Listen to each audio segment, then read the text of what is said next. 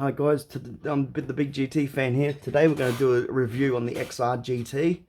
Now this car was the start of the Falcon GT era.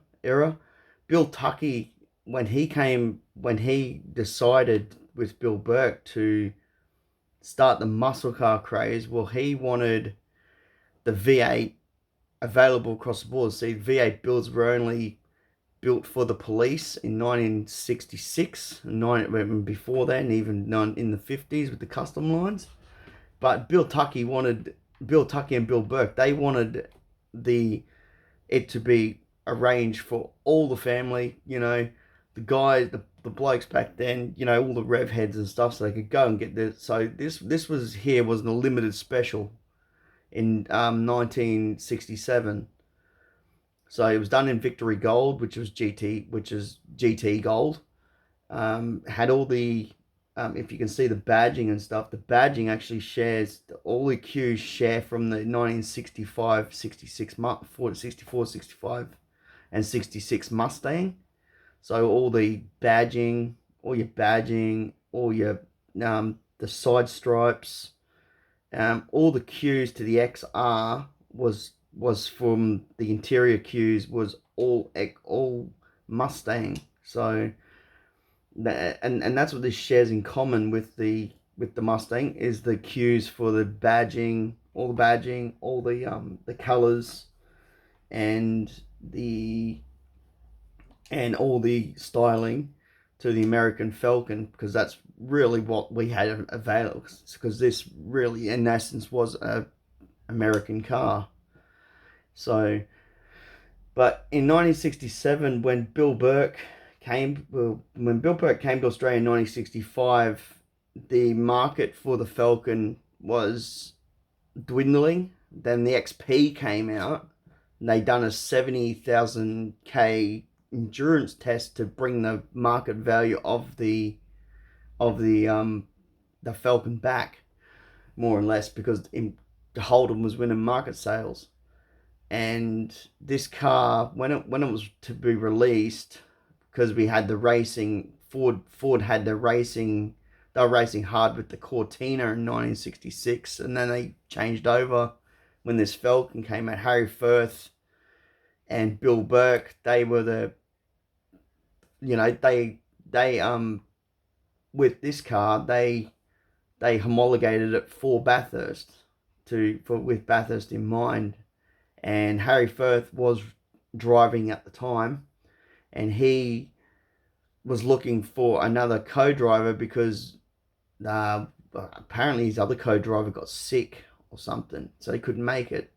He had other commitments as well. So with this car, they had Fred Gibson. He come on board, and Harry said to Fred, uh, there's no substitute for cubic inches. We will win the race. And he said to Fred, so turn up on Saturday or Sunday, we'll get this done.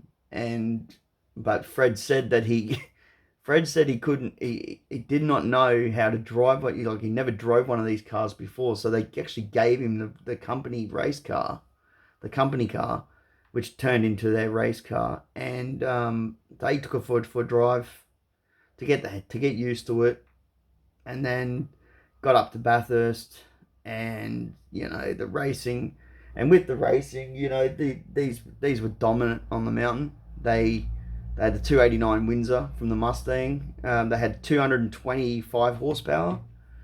They had disc brake front end. That's, you can see the VH45 booster there. So because these did not come with a conventional booster, the standard cars only came with drum brakes. So that was a feature for the Fairmont V8s, and the Fairmont V8s and the GTs all came with disc brakes as optioned. They weren't standard, but I think every XR GT came with the disc brakes as standard. But the interior was more or less Mustang. So you had 4-speed top loader, Yeah, you actually had 8 1/4 diff. Never had a 9-inch diff in these. The 9-inch diff didn't appear till the XW GT. Standard had a standard 16.5 gallon tank, and it had 200, like I said, 225 horsepower. Top speed was only 196 k's an hour. So top speed was about 120 mile an hour in the old money, and it had it even had the with the gold. It was only available in GT Gold unless promotional vehicles or race vehicle options, which had the other colors. You could option with the other colors. I know Avis got a couple, and the Avis rental company, they got them in white.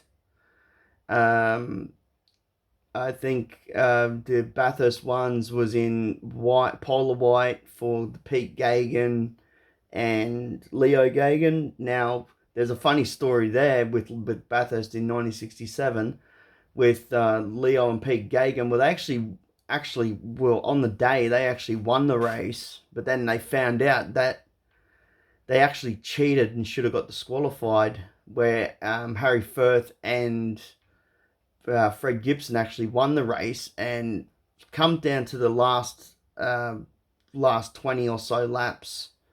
Well, the Gagan brothers, they ran out of fuel with their car, so they come in behind the pits, and they came through the pits, fueled up, been credited with another lap, and when the flag dropped on the Gagans, they made, they messed that. Then when Harry said he did that, Fred didn't get the flag. Well, Fred kept going for another lap, and he comes through, got the flag, and Harry went to the office and said to the marshals and said, "Well, something's going on here because we've run the race and you've dropped the flag on the Gagans."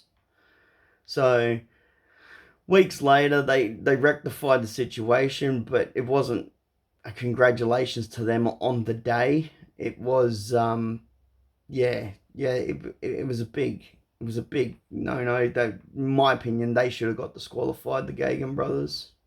But they ran in 1967.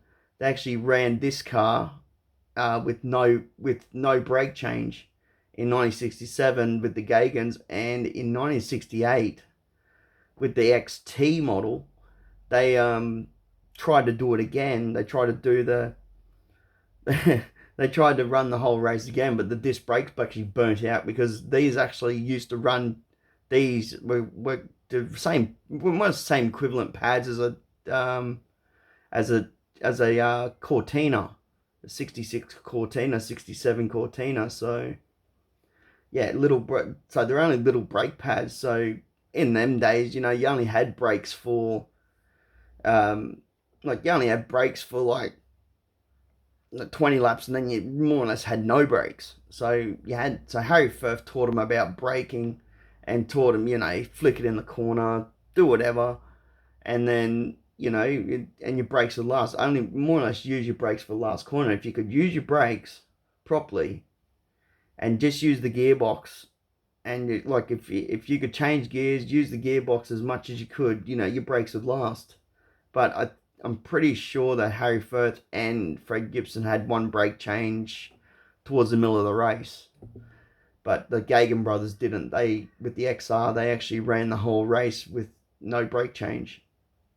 And then they thought they could do it in 68, and yeah, they were in the pits for 16 minutes and actually lost the race. So, but this car here, there was actually 6 cars in silver with red GT racing stripes, and they were for the Gallagher.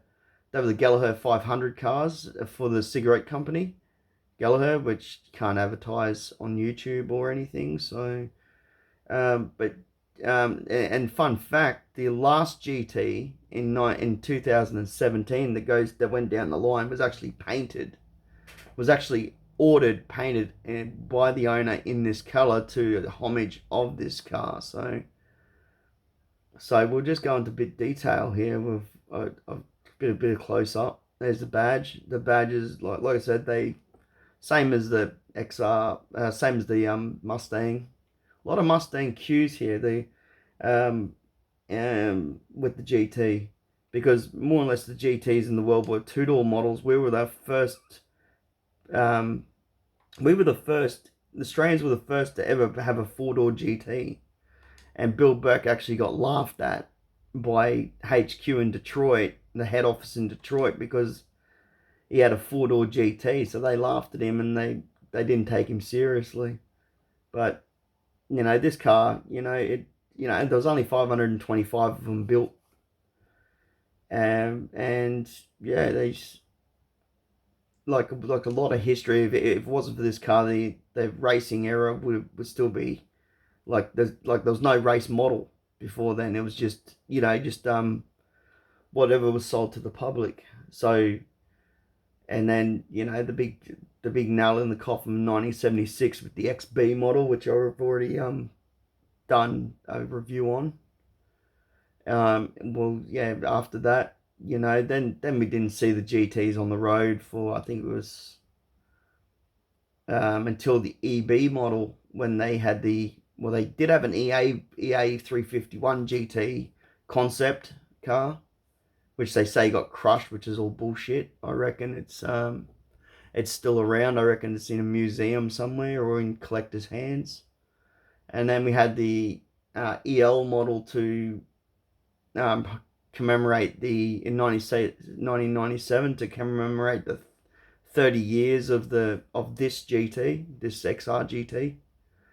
And then after that, then the GT nameplate came back in 2002 with the BA model, and went on to the last GT model, which was the GTF, in 2016 with the FGX model. So, but other than that, yeah, I hope you liked my review on the XR GT and a bit of Bathurst history. Now, the 289 in this was actually rated at to be for the homologation models, was actually rated the same, because back then your car had to be suitable for the road uses. Like race cars had to be as per road car. That's what homologation rules was about. So other than that, the minor exhaust system changes and stuff like that was allowed, and that was it. It was more or less. And if you see in the old videos, no roll cages. In the XR GTs didn't have a roll cage until the XT had a bit of a roll cage down behind the seat. The XRs, they had no roll cage, so you stuffed up, you rolled it or something, you had to be on your game, because you weren't getting any protection. Yeah, and you had open-faced helmets, cotton racing suits. You had you had to learn a lot in those days about safety, because you'd cross up the top of the mountain, you'd fall off the edge. You'd come off the edge of the mountain, you'd come off and like roll down the mountain like Tony Roberts did in 1969. So in his XW GTHO phase 1. But anyway, I hope you did like the review on the XR GT, and I shall be back with another review later on. I'll just give you one more look at this car. Sorry, I don't do gaming on my channel. This is just for review references. This is for car reviews only. Any questions about gaming? No, I do not do gaming on my channel. I'm only doing this through the gaming platform for review purposes only. So please do not ask me about gaming, because I don't do gaming on my channel. Cheers. Anyway, this is the Big GT Fan, and I'm out. Bye.